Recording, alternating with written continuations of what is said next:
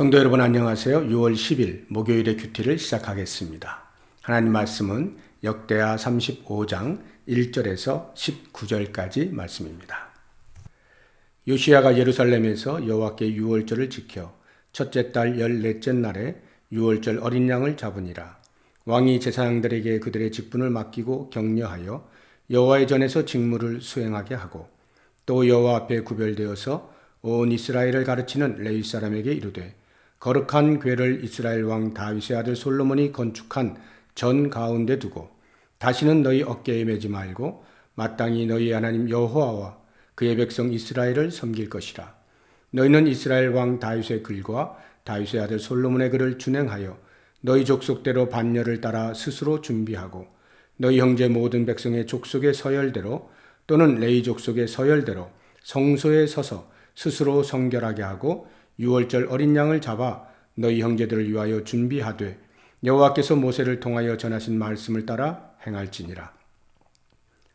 요시야가 그 모인 모든 일을 위하여 백성들에게 자기의 소유 양떼 중에서 어린 양과 어린 염소 3만 마리와 수소 3천 마리를 내어 유월절 제물로 주매 방백들도 즐거이 희생을 드려 백성과 제사장들과 레위 사람들에게 주었고 하나님의 전을 주장하는 자 hil기야와 스가랴와 여히엘은 제사장들에게 양 2,600마리와 수소 300마리를 유월절 제물로 주었고 또 레위 사람들의 우두머리들 곧 고나냐와 그의 형제 스마야와 느다넬과 또 하사바와 여히엘과 요사밧은 양 5,000마리와 수소 500마리를 레위 사람들에게 유월절 제물로 주었더라.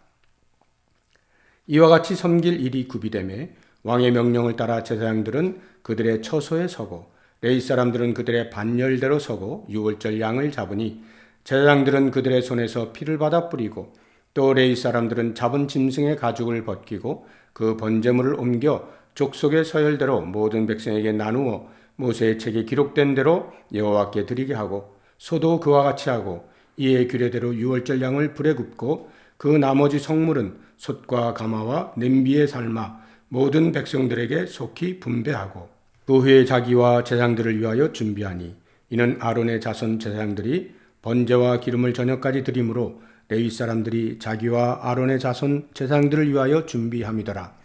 아삽의 자손 노래하는 자들은 다윗과 아삽과 헤만과 왕의 선견자 여두둔이 명령한 대로 자기 처소에 있고 문지기들은 각 문에 있고 그 직무에서 떠날 것이 없었으니 이는 그의 형제 레위 사람들이 그들을 위하여 준비하였음이더라.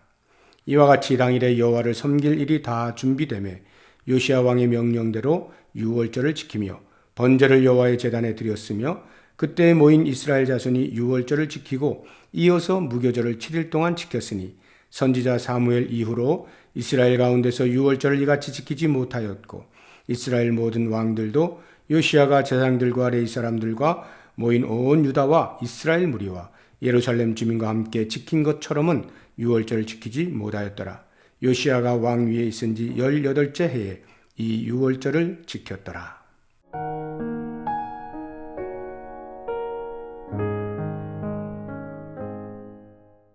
성전에서 발견된 율법책의 말씀을 듣던 요시야가 통회하면서 회개하였을 때 하나님께서 그 기도를 들으시고 남유다에 임할 심판의 때를 요시야의 죽음 이후로 유보해 주셨습니다.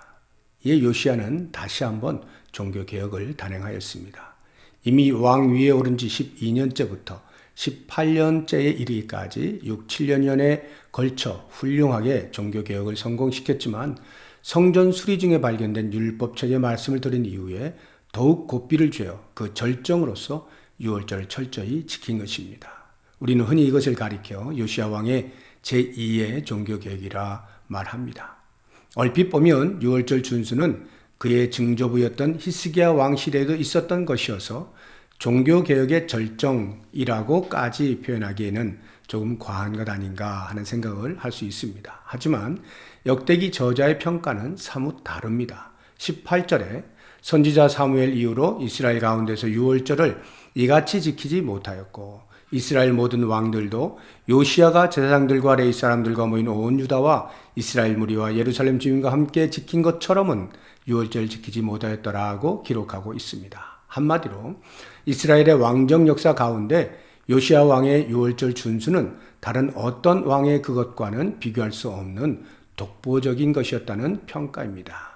요시야 왕의 유월절 준수가 독보적이라고 보는 데에는 크게 두 가지 이유가 있습니다. 첫째는 규모에 있어서 범국가적이라는 것입니다. 즉 남유다의 백성들뿐만 아니라 북이스라엘의 백성들까지 모두 유월절을 지킨 것입니다. 둘째는 규례대로 지킨 것입니다. 6절에 보면 모세를 통하여 전하신 말씀을 따라 행할지니라고 나옵니다. 12절에도 모세의 책이 기록된 대로라고 나옵니다. 13절에도 규례대로라고 나옵니다. 바로 이 부분이 종교개혁의 절정이라고 불릴 만한 것입니다. 유월절 절기를 모세가 전한 규례를 따라 철저하게 지킴으로써 애굽에서 나오게 하신 하나님의 구원의 은혜를 깊이 회상하고 감사하면서 동시에 하나님의 백성다움을 위해 주신 율법에 온전히 순종하며 살아야 할 존재라는 정체성을 확립하고자 한 것이죠. 이것이 곧 종교개혁이요 그 절정이라 할 수 있는 것입니다. 내 안의 종교개혁 그리고 공동체의 종교개혁은 말로 떠벌리는 거창한 그 무엇보다 예수 그리스도의 구원의 은혜를 기억하고 감사로 예배하면서 그리스도인답게 사는 오늘 하루의 평범한 삶일 것입니다. 이제 나 자신부터 먼저 조용히 그리고 지속적으로 제2의 종교개혁을 이루어가고자 합니다.